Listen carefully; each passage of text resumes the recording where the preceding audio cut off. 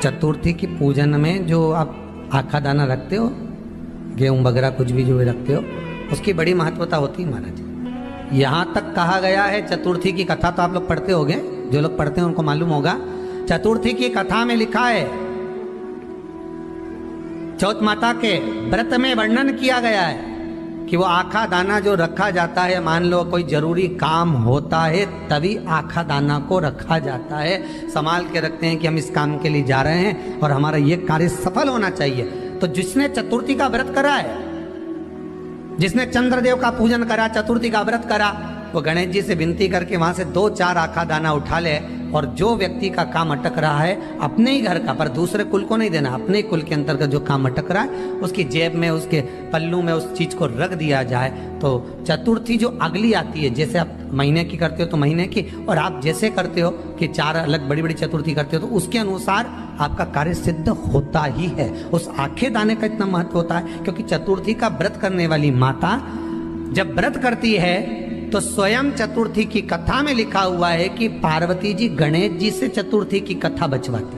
तो चतुर्थी की कथा जब होती है तो उसको स्वयं गणेश जी बाच रहे हैं। तो व्रत कौन सुन रही है? माता पार्वती। और आपने जो आखा दाना लिया वो गणेश जी के भाव से लिया, गणेश जी से निवेदन करके, विनय करके, प्रार्थना कर उसको प्राप्त किया। तो जिनकी यहाँ संपदा की कमी होती है, वैभव की कमी होती है, लक्ष्मी की कमी होती है, प्रतिष्ठा की कमी होती है, धन की कमी होती है, उसके लिए बुधवार के दिन अगर शंकर पर 1 लोटा पानी चढ़ाया जाता है तो जिन लड़कियों का विवाह नहीं हो रहा, जिन बच्चों का विवाह नहीं हो रहा, उन बच्चों के भी विवाह हो जाते हैं। हमारा वृद्धि से मतलब होता है जिस कन्या या वर का विवाह नहीं होता, 40 साल हो गए या 30 साल हो गए, या जब 28 के बाद में लड़का लड़की क्रॉस हो जाए कि 29 में, 30 में, 32 में, 34 में, 40 तक पहुंच गए और विवाह नहीं हो रहा है, तब बेलपत्री के जो पेड़ होता है, वृक्ष होता है, उस वृक्ष की जो डाली होती है, उस डाली के मनकों से जो माला बनती है, बाजार में भी मिल जाती है बेल की माला,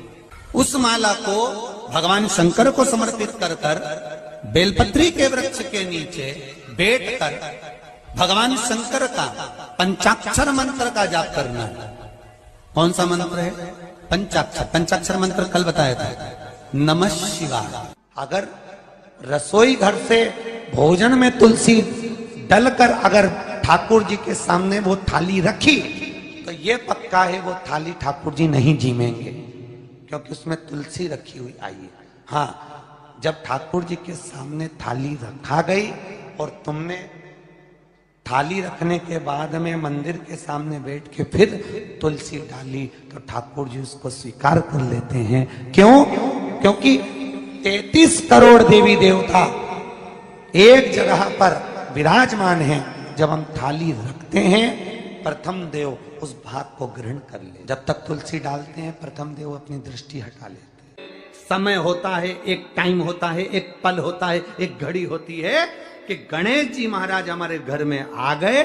गणेश जी की सबसे पहली जो आरती हो, उस आरती के समय पर अगर धूप बत्ती जलाई जाए या गोबरी को जलाकर उसमें गूगल छोड़ी जाए और गूगल छोड़ने के बाद गणेश जी का नाम ध्रुम वर्ण कह दिया जाए तो गणेश जी को तुम्हारे घर की पूजा स्वीकार करना पड़ती है। बस वो समय हम जानते, हम तो बस उतना जानते हैं कि शिव महापुराण में लिखा और मुद्गल पुराण में लिखा, गणेश पुराण में लिखा, गणेश जी का एक नाम होता है ध्रुम वर्ण। क्या नाम है?